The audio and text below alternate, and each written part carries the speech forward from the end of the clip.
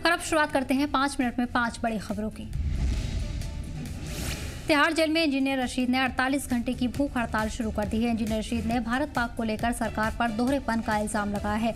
उन्होंने कहा कि क्रिकेट तमाशों से आवाम को बहकाया जा रहा है। 1989 से अब तक 70,000 जाने गए हैं, लेकिन इसके बावजूद सरकार इन सबको नजरअंदाज करके लोगों को क्रिकेट में उलझाए रखने की कोशिश कर रही है।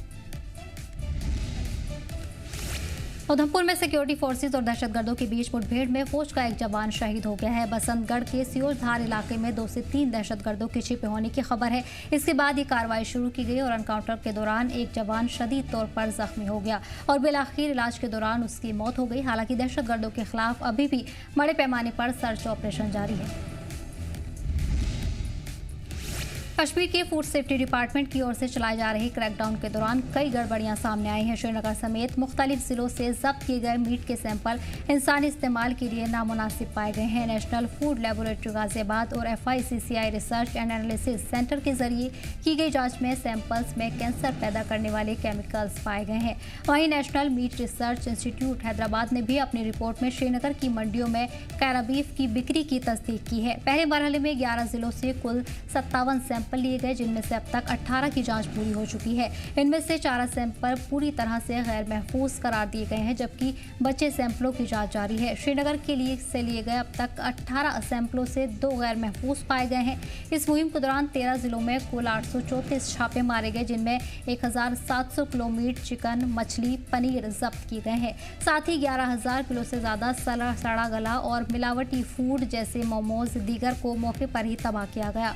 पुलिस ने इस मामले में कई FIR दर्ज की है और 27 मामलों को ट्राइब्यूनल ऑफिसर्स के सामने पेश किया है, जिनमें अब तक कुल 47 लाख से ज्यादा का जुर्माना वसूला जा चुका है। खिलाफ वर्जी पर नो फूड लाइसेंस भी सस्पेंड किए गए हैं, जिनमें Al Taqwa foods, Arif enterprises, sunshine foods, Anmol foods और जुबिलेंट फूड वर्कर्स लिमिटेड जैसे नाम शामिल है। मुस्तकबिल में ऐसी एक्टिविटीज़ पर काबू पाने के लिए महकमे ने 10 मोबाइल फूड टेस्टिंग लैब्स और 2 परमानेंट टेस्टिंग सेंटर्स बनवाने की मांग की है।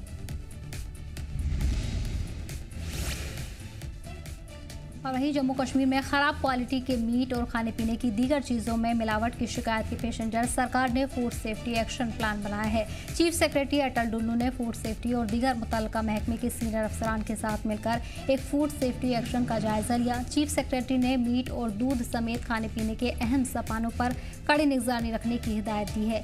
इसके अलावा चीफ सेक्रेटरी ने खाने पीने और फूड आइटम्स के कारोबार करने वाली दुकानों की तफसील तैयार करने के साथ साथ मॉडर्न बूचर शॉप और कोल्ड स्टोरेज बनाने की भी हिदायत दी है। चीफ सेक्रेटरी ने मुतल्लिका महकमों को बाहमी तालमेल से काम करने और मुस्तक़बिल बुनियाद पर बेदारी मुहिम चलाने की ज़रूरत पर भी जोर दिया।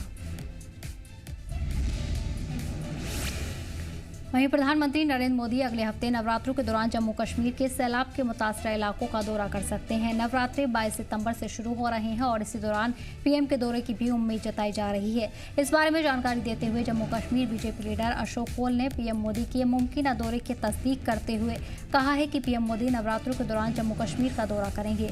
वो जम्मू और कश्मीर दोनों इलाकों में सैलाब से हुए नुकसान का जायजा लेंगे। PM मोदी अपने इस दौरे के दौरान हवाई सर्वे भी करेंगे और सैलाब से हुए नुकसान का जायजा लेंगे। इसके साथ ही PM मोदी जम्मू कश्मीर के लिए बड़े राहत पैकेज का भी ऐलान कर सकते हैं।